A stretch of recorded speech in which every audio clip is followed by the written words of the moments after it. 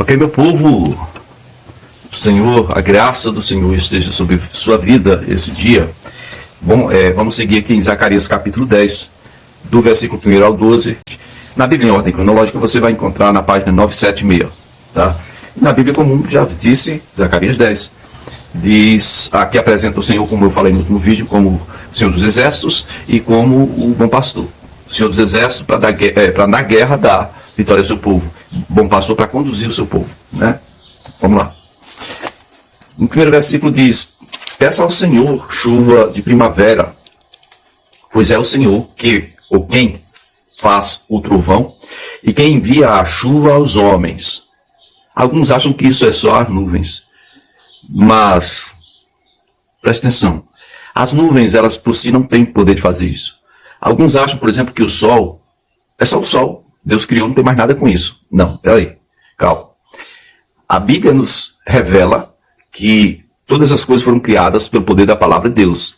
E todas as coisas continuam sendo mantidas pelo poder da palavra de Deus, pelo mesmo poder, tá? Entesourados, guardados, mantidos pelo poder da palavra de Deus. Quando diz que é ele que faz o trovão, não. Tem gente, eu sei como é que é, eu sei explicar a física, a química, a biologia, eu sou entendido de todas essas coisas. Não é o Senhor, não. É uma coisa natural.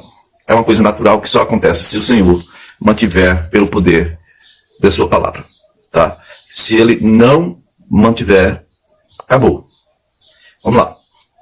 Versículo 2 diz: porque os ídolos falam mentiras e os adivinhos têm falsas visões, contam sonhos enganadores.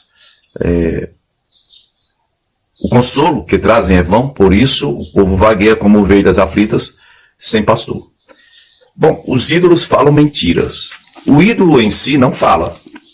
O ídolo é um objeto morto. Aqui, o ídolo, nesse contexto bíblico aqui, o ídolo é um ídolo lá, um pedaço de pau, de gesso, de pedra, né? O ídolo não fala coisa alguma. Dentro desse contexto de ídolo que fala, de adivinho, aqui adivinhações de falsas visões, estamos lidando com uma espécie ou com espécies de pessoas espirituais, no caso, de entidades espirituais, que Jesus chamava de espírito imundo. E a gente costuma classificá-los como demônios, que são anjos caídos, tá? Esses são os ídolos que falam e trazem revelações, né? Adivinhações inúteis. E aí o povo fica vagueando como ovelha sem pastor. Por quê? Porque, na verdade, o povo não tem a opção. Ou conhece o Senhor para ser guardado por ele, ser instruído, guiado por ele, ou vai ficar realmente sendo guiado por demônios, literalmente, por demônios. Ou você vai se apegar a Deus, ou o diabo vai guiar a sua vida. Como é que eu faço? Efésios 2 fala, existe um curso nesse mundo, é o curso do príncipe da potestade do ar, do espírito que opera hoje nos filhos da desobediência. Só existem duas forças, né? Nós somos, a nossa religião é assim, é dualista mesmo, né? Bem e mal. Então, veja aí o que você está buscando, o que está direcionando a sua vida. Versículo 3 de Zacarias 10 diz: contra os pastores acende-se-me a ira, contra os líderes eu agirei, porque o Senhor dos Exércitos cuidará do seu rebanho, o povo de Judá, no caso. Verso 4, dele, de Judá, virão a pedra fundamental. Jesus, descendente de Davi, Davi, descendente de Judá. Por isso o nome de judeu, Judá, né? Dele virão a pedra fundamental, o Messias, a estaca da tenda, ou o esteio da tenda, conhecido popularmente no Brasil como pau da barraca, né? Tem gente dizendo aí, eu vou chutar o pau da barraca. O pau da barraca, ou esteio da tenda, a estaca da tenda aqui, está representando o Messias. Veja bem essas expressões aí para não estar pecando contra Deus, tá, gente? O arco da batalha virá deles também, e os governantes. No versículo 5, a parte B, diz assim, que lutarão e derrubarão os cavaleiros, porque o Senhor estará com eles. Estará com eles. É simples assim. Quando o Senhor está com quem quer que seja, essa pessoa tem vitória. Porque não existe nenhum poder que possa se opor ao poder daquele que criou todas as coisas, do Yahvé, do nosso Deus, Deus de Israel, Deus dos cristãos, Pai do nosso Senhor e Salvador Jesus Cristo. Bom, Yahvé, apresentado na Bíblia. Não tem nada a ver com o do Islã. O Islã já é outro papo, tá? Versículo 6 diz assim: eu fortalecerei a tribo de Judá e salvarei a casa de José. Toda vez que diz cita, né, quando está citando judeus, Judá, ok, está falando Davi, Jesus, mas toda vez que fala de José, está se referindo a Efraim, né? Os dois filhos de José foram Manassés e Efraim. Efraim foi a última parte do Reino do Norte a ser levada para a Síria, na época, antes da Babilônia tomar o império, né? Tá? O império assírio, depois babilônico, nós estamos agora no persa. Está dizendo aqui, eu fortalecerei a tribo de Judá e salvarei a casa de José e os restaurarei. Eles serão como se eu nunca os tivesse rejeitado. Porque eu sou o Senhor, o Deus deles, e lhes responderei. Ok? Pule agora lá para o versículo 9, onde diz assim, embora eu os espalhe por entre os povos ou as nações da terra, ou de terras distantes, eles se lembrarão de mim e criarão seus filhos e voltarão. Tá vendo? Todas as nações da terra têm gente descendente dos israelitas. Você observe, por favor, Ezequiel capítulo 37, do 15 ao 23, para que você veja essa questão dos dois reinos, duas varas, tal. O Senhor profetizava lá na época do Ezequiel, lá na Babilônia, sobre a união desses povos, tá?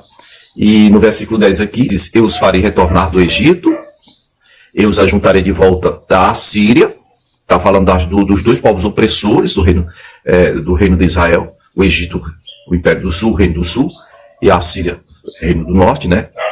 Diz assim, eu os levarei para as terras de Gileade e do Líbano, e mesmo assim não haverá espaço suficiente para eles. Eles vão crescer numericamente muitíssimo. Verso 11 diz assim, vencerei o mar da aflição, ferirei o mar revoltoso e as profundezas do Nilo secarão. O orgulho da Assíria será abatido e o poder do Egito será derrubado. Tanto o reino do norte quanto o reino do sul. O Egito foi o local de onde o Senhor tirou Israel. E, no caso, o reino do norte, a Assíria, foi o povo que oprimiu Israel. Né? E aqui está falando que na restauração do reino do norte, o povo de José, o povo de Efraim e de Manassés, ok?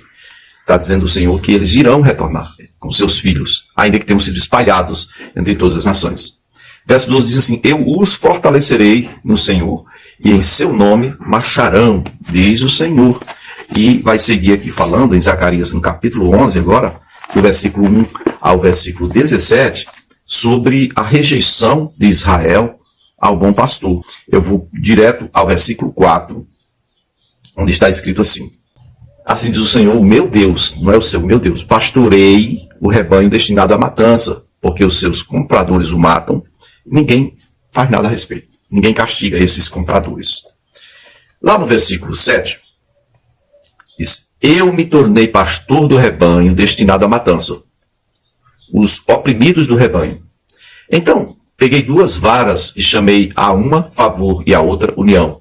Na versão revista atualizada diz graça e união. Aqui favor, graça é favor e merecido, por isso que aparece às vezes diferente aqui, que é no caso a NVI, tá?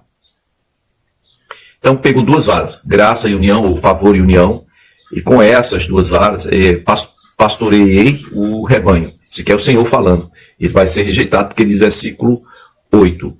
Mais uma vez aqui Zacarias recebendo revelações muito pontuais sobre o que iria ocorrer com o Senhor Jesus. Versículo 8 diz aqui, em um só mês eu livrei dos 3 pastores, porque eu me cansei deles. E o rebanho, depois de eu ter livrado, né, deles, então esse meu rebanho me detestava. Então eu disse, não serei o pastor de vocês, não serei mais. E então morram as que estão morrendo, para a morte no caso, estão perecendo, pereçam. E que as que sobrarem comam a carne umas das outras, certo? Estamos falando o quê? Ele está falando aqui de ovelhas zumbis. É brincadeira? Não é brinquedo, não, neguinho. Ovelhas zumbis, né? As que sobrarem comam a carne umas das outras. Bom, queridos, por quê? É assim que é ovelha sem pastor. Ovelha sem pastor, como é que ovelha come carne umas das outras? Não estamos falando de lobo. Não estamos falando de animal feroz, estamos falando de ovelhas. Ovelhas não fazem isso. Mas isso aqui é uma figura do povo que, no caso, rejeita o seu pastor. No primeiro capítulo de João, versículo 10, ao 13, vai dizer que o Senhor veio para o que era seu, os seus rejeitaram, os seus o rejeitaram.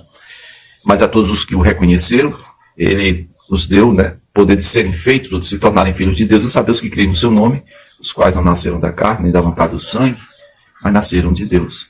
Tá? Ok? Vamos dar seguimento aqui. Vamos lá. Então eu peguei duas varas, né?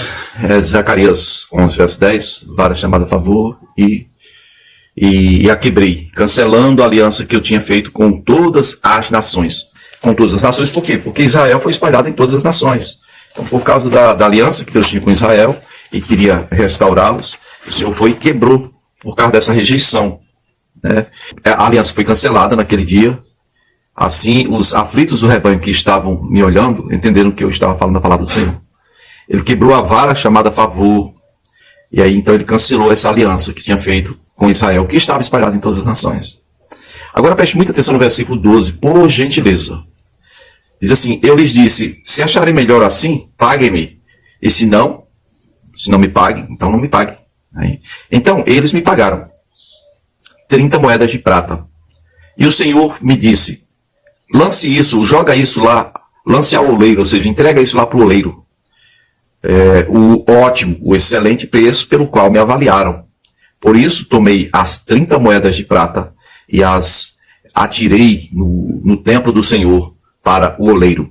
Isso o Zacarias está escrevendo no ano 494 a.C. Nós sabemos quem fez isso. Quem foi que recebeu 30 moedas de prata e depois jogou lá no templo? Judas Iscariote. Iscariote de Queriote. Ok? Então, depois disso, diz o Senhor no versículo 14, eu quebrei a outra vara, a segunda vara, chamada união, rompendo a relação entre os irmãos, no caso Judá e Israel. Rompeu. Acabou. Versículo 15, então o Senhor me disse, pegue novamente os utensílios de um pastor insensato, porque eu levantarei nessa terra um pastor que não pastoreia, no caso, né?